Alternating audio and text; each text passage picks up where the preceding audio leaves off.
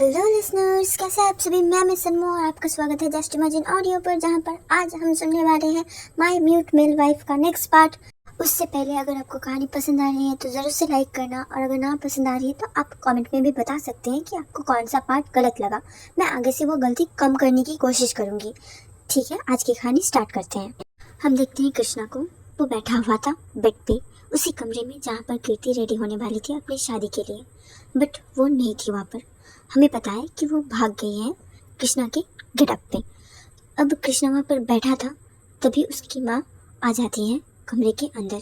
वो कीर्ति के बारे में पूछने लगती है। कृष्णा जवाब देता है साइन लैंग्वेज में कि उसे नहीं पता और उसे समझ में नहीं आ रहा है कि वो कहाँ जा सकती है। कृष्णा वहीं पर ही बैठा हुआ था। उसकी माँ उसे बोलती है कि तुम यहीं पर रुको, अगर आई तो मुझे बता देना और तुम्हें बाहर जाने की ज़रूरत नहीं है। इसकी फैमिली काफ़ी ज़्यादा प्रोटेक्टिव थी कृष्णा को लेकर, पता नहीं क्यों, शायद से इसके पास्ट में कुछ तो था। हम देखते हैं उनकी माँ को, जो उस कमरे से बाहर निकल के कीर्ति को ढूंढने लगती है, कई जगह ढूंढती है। उनकी तब मुलाकात होती है उनके दादी से, मतलब कृष्णा और कीर्ति के दादी से। वो बोलती है कीर्ति की माँ से कि कहाँ गई है तुम्हारी लड़की, तुम उसे ही ढूंढ रही हो ना, शायद से भाग गई होगी इस लड़के की तरह, एकदम अपने बाप पर गई है। ये सुनकर उसकी माँ बोलती है आप मेरी बेटी के बारे में ऐसे बुरा भला नहीं बोल सकती, और आप जो चाहती थी वो तो मिल गया आपको, अब और क्या चाहिए आपको। उसकी दादी बोलती है हाँ मिला, वो भी गूंगा बहरा, पता नहीं कहाँ से उठा के लाए हैं उसे, और वो तुम्हारा ही बेटा है ना। उसकी माँ डर जाती है थोड़ा सा और बोलती है क्या मतलब है, आपको भी पता है और मुझे भी पता है कि कीर्ति और कृष्णा जुड़वा भाई बहन हैं, और वो जब पैदा हुआ था वो खो गया था और अब वो हमें मिल चुका है, और इस चीज़ को कई साल बीत चुके हैं और आप अभी तक उसे अपना नहीं पाए। उसकी दादी बोलती है हाँ डीएनए टेस्ट भी करवाया था और शक्ल भी मिलती है उन दोनों की, पर फिर भी वो एक गूंगा है, और तुम चाहते हो कि मैं इस पूरी खानदान की जो है जागीर में उसके हाथ में दे दूँ, पूरा प्रॉपर्टी उसके नाम कर दूँ, एक गूंगे बहरे लड़के के नाम। उसकी माँ बोलती है मैंने कभी भी अपने बच्चों पे डिफ्रेंशिएट नहीं किया है, क्या लड़का क्या लड़की मैंने कभी भी नहीं देखा, ना ही उनके पापा ने देखा है। और आप क्यों करती हैं, आपको क्यों नहीं लगता कि वो एक लड़की इन सब की जिम्मेदारी ले सकती है। आप हमेशा क्यों चढ़ते रहते हो मुझ पर, हमेशा जब तक कृष्णा हमें नहीं मिला था तब तक आप मुझे सुनाते आए थे कि मैं एक लड़की को जन्म नहीं दे सकती। जब आपको मिल गया आपका वारिस तो आप उस पर क्यों गुस्सा निकालते हैं, आप क्यों नहीं अपना लेते अपनी पोती की तरह। मुझे कोई फ़र्क नहीं पड़ता कि मेरे कृष्णा को सारी प्रॉपर्टी मिले या फिर मेरी कीर्ति को, दोनों बच्चे मेरे लिए एक समान हैं और मैं कभी भी उन दोनों में तुलना नहीं करती। वो दोनों ही मेरे दो आँखों की तरह हैं, एक से काम तो चल जाता है पर संपूर्ण नहीं होता। आपको समझ आ रही है मैं क्या बोलने की कोशिश कर रही हूँ। उसकी दादी मुँह फेर के चली जाती है। उसके बाद ढूंढने लगती है कीर्ति को, पर पूरे घर में ढूंढने के बाद भी नहीं मिलती वो। बारात बस आने ही वाली थी, 1 घंटे की दूरी में थी और वो लोग निकल चुके थे घर से। यहाँ पर कीर्ति नहीं मिल रही थी। हम देखते हैं उसकी माँ जाती है उसके पापा के पास, मतलब अपने हस्बैंड के पास। उसे जाने के बाद वो बोलती है कि कीर्ति नहीं मिल रही, प्लीज़ उसे ढूंढो जल्द से जल्द, क्योंकि 1 घंटे में बारात आने वाली है, कॉल आया था उनका। उसके पापा टेंशन में आ जाते हैं और वो पूछते हैं तुमने उसके घर में उसके कमरे में सर्च किया सब कुछ अच्छे से, कहीं वो भाग तो नहीं गई शादी से, क्योंकि वो शादी नहीं करना चाहती थी। फिर वो बोलती है नहीं, मैंने उसके कमरे में कृष्णा को बैठा के रखा है, अगर वो वापस आ जाती तो वो बता देता, और शायद से कृष्णा ने देखा या फिर नहीं मुझे नहीं पता, चलो हमें चेक करना चाहिए। फिर वो दोनों जाते हैं चेक करने के लिए उसके कमरे में। फिर पूरे कमरे को छान मारते हैं, उन्हें मिलता है एक लेटर जहाँ पर कुछ लिखा हुआ था। वो पढ़ने लगते हैं माँ बाबा, मैं इस लड़के से नहीं शादी कर सकती। मैं पहले मान गई थी क्योंकि मुझे लगा था कि शायद से फ्यूचर में जाके हम एडजस्ट कर लेंगे, बट उसने खुद ही मना कर दिया। वो खुद भी नहीं चाहता मुझे शादी करना शायद से, वो बस मेरी शक्ल की वजह से मुझे शादी करना चाहता था।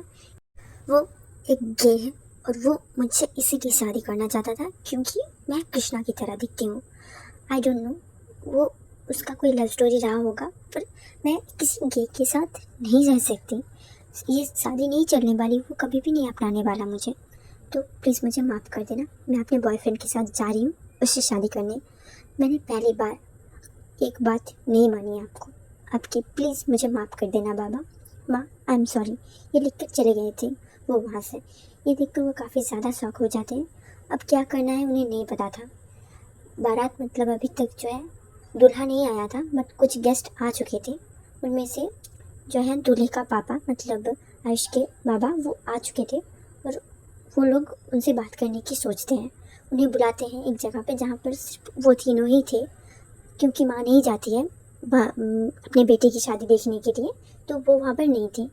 और आई डोंट नो आपके वहाँ पर ये नियम है या फिर नहीं, पर हमारे यहाँ यही चलता है, तो मैं ये यहाँ पर इंक्लूड कर रही हूँ। ठीक है, कहानी पे वापस आते हैं। कीर्ति के पापा आयुष के पापा से सवाल करने लगते हैं कि आपने हमें धोखा दिया, आपका बेटा एक गे है और ये बात हमें आज पता चल रही है। आप क्या चाहते हैं कि हमारी बेटी की शादी हमें गे से करवा देंगे तो वो पूरी ज़िंदगी खुश रह लेगी? आप लोगों को समझ में क्यों नहीं आता कि गे होना कोई बीमारी नहीं है, वो पैदाइशी होती है। उसके पापा बोलते हैं ये सब कुछ भी नहीं होता, शायद से आपको भी ये बच्चों ने कुछ पट्टी पढ़ा दी होगी, अगर उसकी शादी हो जाती है तो वो ठीक हो जाएगा। उसके पापा बोलते हैं देखिए मेरा बेटा जो है वो भी ऐसा ही है, एक गे है, इसी वजह से मैं समझता हूँ और मुझे पता है कि उन्हें एक लड़का ही चाहिए अपनी ज़िंदगी में, ना ही कोई लड़की। आप क्यों फोर्स कर रहे हैं उसे शादी करने के लिए? वैसे भी आप जब मेरे बेटी से शादी करवाना चाहते थे, वो मेरे बेटे पे फिसल गया और वो मेरे बेटे से प्यार करने लगा है। और आप चाहते हैं जो लड़का मेरे बेटे से शादी करना चाहता था, मेरे बेटे से प्यार करता है, उसकी शादी मैं अपनी बेटी से करवा दूँ और अपनी बेटी की ज़िंदगी बर्बाद कर दूँ। इससे उन दोनों की ज़िंदगी बर्बाद हो जाएगी। फिर उसके पापा बोलते हैं आप लोग बहाना बना रहे हैं क्या, आपकी बेटी भाग गई है?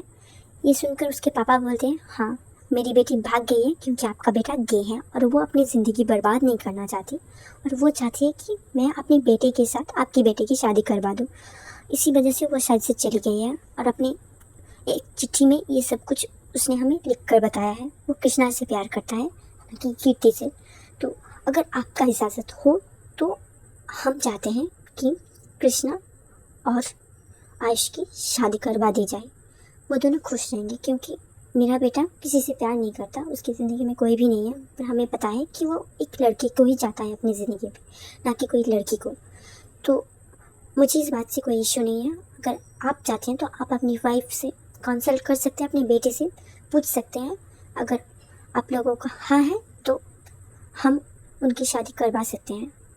और वो दोनों हूबहू एक जैसे ही दिखते हैं। मुझे पता है कि मैं ये गलत कर रहा हूँ, पर फिर भी एक लड़की के जोड़े में उसे भेजा जाएगा आपके घर, आपकी बहू बनकर। मुझे बहुत बुरा लग रहा है क्योंकि मैं अपने बेटे को बहू बनाकर तो नहीं भेजना चाहता था। फिर भी आप प्लीज़ उसके साथ ज़्यादती नहीं करेंगे। अगर आपकी हाँ है तो प्लीज़ बताइए, और जब तक दूल्हा नहीं आता तब तक कि आप टाइम ले सकते हैं। फिर उसके बाद अगर आपका हाँ है तो हम अपने बेटे को रेडी कर सकते हैं। ये हम दोनों फैमिली की इज्जत की बात है। ये बात सुनकर जो कीर्ति की माँ है वो शॉक हो जाती हैं और वो बोलती हैं ये आप क्या कर रहे हैं, वो बेटा है हमारा और आप उसके साथ इतना। फिर वो चुप करा देते हैं उसके पापा और बोलते हैं यहाँ पर नहीं बात करते, देखो इससे ही हमारी दोनों फैमिली की जो है इज्जत बच सकती है। उसकी माँ बोलती है वो लड़का है, कोई लड़की नहीं, तो आप ऐसा कैसे कर सकते हैं? उसके पापा बोलते हैं एक ही बात है, वो लड़का है या फिर लड़की, वो जो चाहता था वो उसे मिल गया है। और तुम्हें भी पता है और मुझे भी पता है कि वो लड़कों को ही चाहता है, तो अगर उसकी शादी हो जाती है तो क्या ही प्रॉब्लम है? उसके पापा बोलते हैं मतलब आयुष के पापा कि इससे हम दोनों के फैमिली को कोई हायर नहीं मिलने वाला, कोई बारिश नहीं मिलने वाला। फिर यहाँ पर सीन कट हो जाता है। हम देखते हैं कृष्णा की साइड को, वो काफ़ी डरा हुआ बैठा हुआ था क्योंकि उसे कुछ समझ में नहीं आ रहा था। वो काफ़ी ज़्यादा मासूम सा एक लड़का था, इसे दुनियादारी कुछ भी नहीं पता था। और ये जो है वो काफ़ी सालों से इस फैमिली से अलग रहा है। हम जानते हैं इसके बारे में, मतलब इनके जो है कॉन्वर्जेसन के थ्रू कि कृष्णा जो है वो काफ़ी टाइम तक अपने फैमिली से दूर रहा है। अपने बर्थ के बाद से वो कुछ सालों पहले इन्हें मिला था वापस, इसके बाद ही सब कुछ जो है वो रहने लगा था इनके साथ। और उससे पहले कुछ हुआ था कृष्णा के साथ जिसकी जिम्मेदार कीर्ति और उनकी माँ वो दोनों उसके पापा को मानते हैं। उसके अलावा उसके पापा ने कुछ भी गलत नहीं किया था और इसी वजह से वो हमेशा ऐसा उन्हें दोष देते रहते हैं कि वो गलत कर रहे हैं उनके साथ। हाँ, उसके पापा थोड़े लालची थे ये बात दोनों को ही अच्छे से पता थी और उसकी माँ को भी बहुत अच्छे से पता था। उनका एक ही शर्त था कि वो अपनी वारिस जो है उसे ही बनाएंगे, जो कि एक लड़का होगा। इसी वजह से शायद से कुछ तो हुआ था। हम देखते हैं आयुष के पापा को, वो अपनी वाइफ को कॉल करते हैं और उनसे बात करने लगते हैं इस बारे में जो कुछ भी कृष्णा के पापा ने उन्हें बोला था। वो बात करते हैं। उसकी वाइफ पहले मना कर देती है, फिर वो कुछ बोलते हैं कृष्णा के बारे में। फिर वो बोलती है कि वो एक गूंगा है, क्या फिर भी आप शादी करवाना चाहते हैं अपने बेटे की, और क्या आपका बेटा इस बात से सहमत होगा कि एक गूंगे के साथ आप उसकी शादी करवा रहे हैं। उसके पापा बोलते हैं उसे एक लड़के से शादी करनी थी, मैं करवा रहा हूँ, इसमें मना क्या करेगा, और उसकी परमिशन लेने की क्या ही ज़रूरत है। और अगर इससे हम दोनों फैमिली के बीच रिलेशन अच्छे होते हैं तो हमारी बिजनेस भी अच्छा चलेगा। उसके हमें इनसे पता चलता है कि इसके पापा भी अपने बिजनेस में ज़्यादा ध्यान देते हैं अपने फैमिली से। फिर भी जो है कृष्णा के पापा इस मामले में थोड़ा ज़्यादा लालची थे। वो बिजनेस में फैमिली को जो है बिजनेस से नीचे रखते थे और बिजनेस को ऊपर रखते थे। हम इस कन्वर्सेशन में नहीं जाते हैं, हम जाते हैं कृष्णा की तरफ, जहाँ पर उसकी माँ जाती है उसके पास और उसे समझाती है कुछ। कृष्णा काफ़ी ज़्यादा डर जाता है और वो पूछता है कि आप क्यों चाहते हैं कि मैं उसके साथ शादी करूं, वो भी एक लड़की बनकर, मैं एक लड़का हूं ना कि कोई लड़की। उसकी माँ बोलती है देखो बेटा, ये हमारी फैमिली के रेपुटेशन के लिए ज़रूरी है।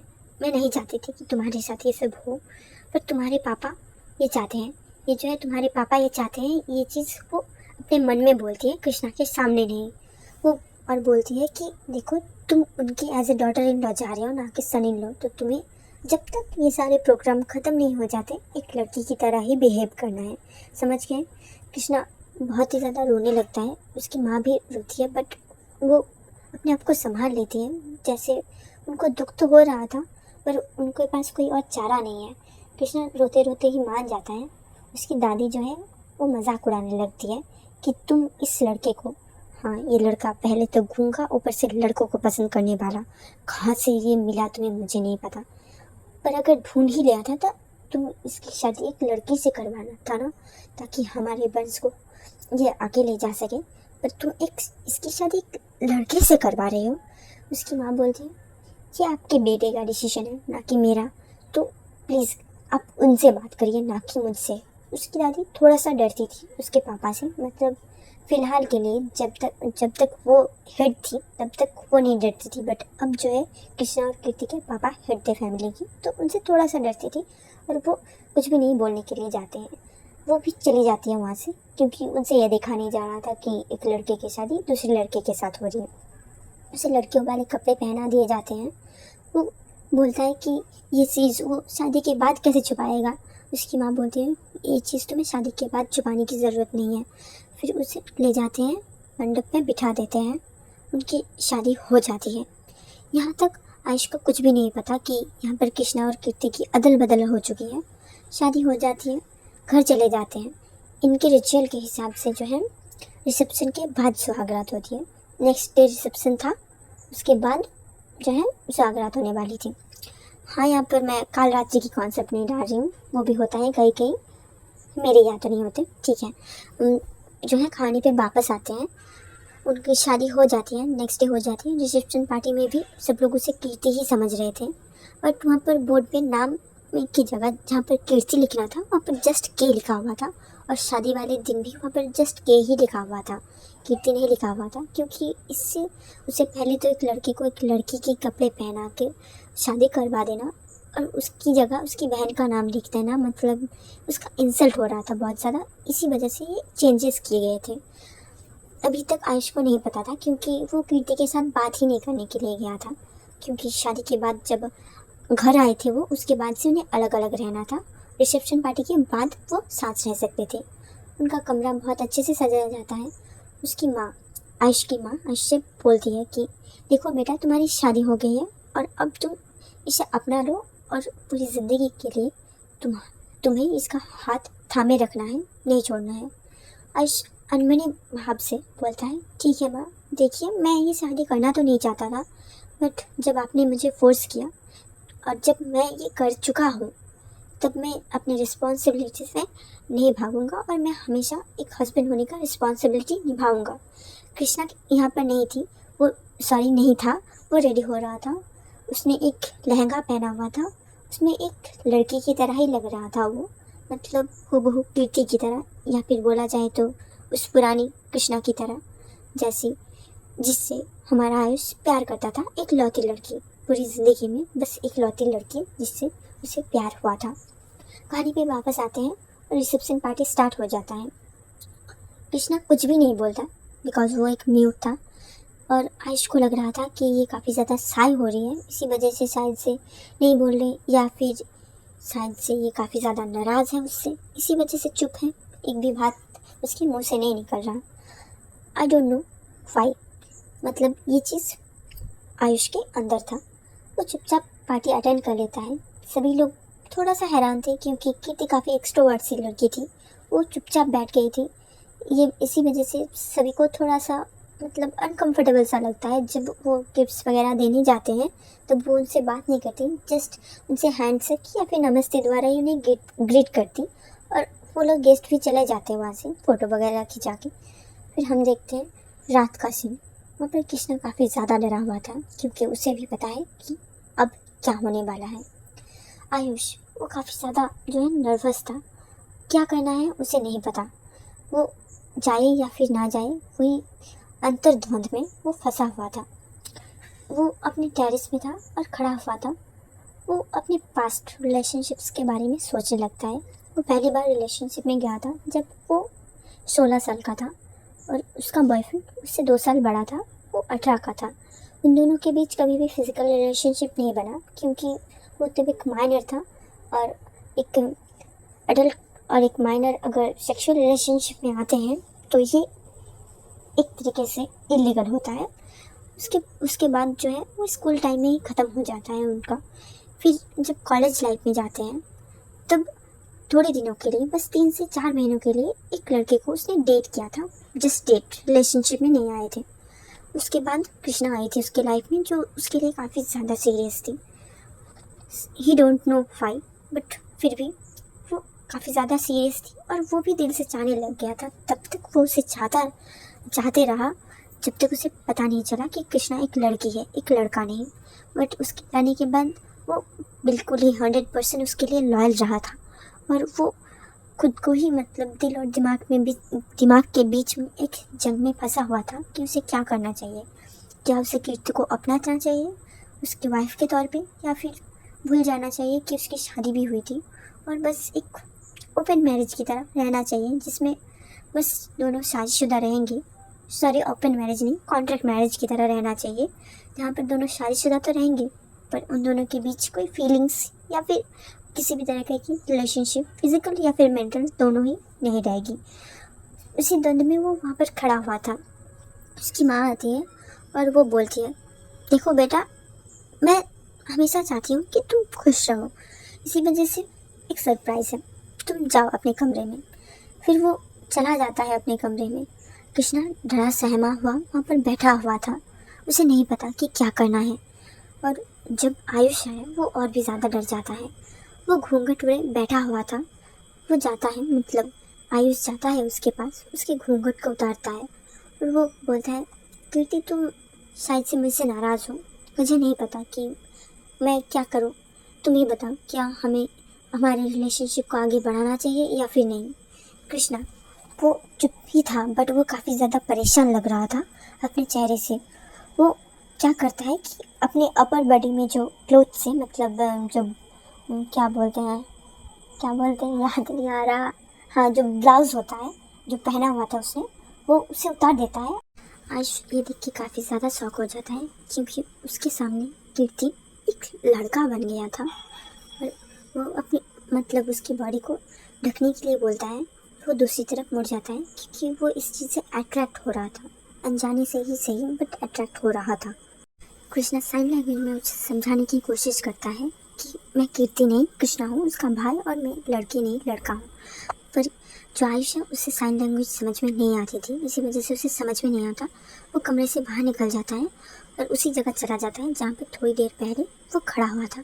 उसकी माँ आती है और उसे पूछने लगती है कि क्या हुआ। उसके बाद आयुष बोलता है, माँ वो कीर्ति लड़का बन गया है।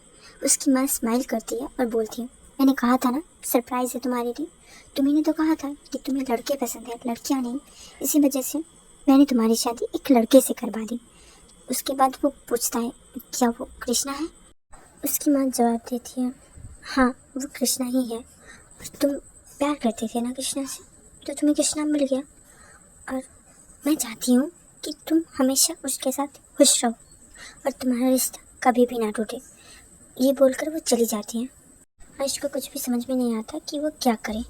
आज की कहानी मैं यहाँ पर ख़त्म करती हूँ। आई होप आपको पसंद आया होगा। Thank you for watching. Bye bye.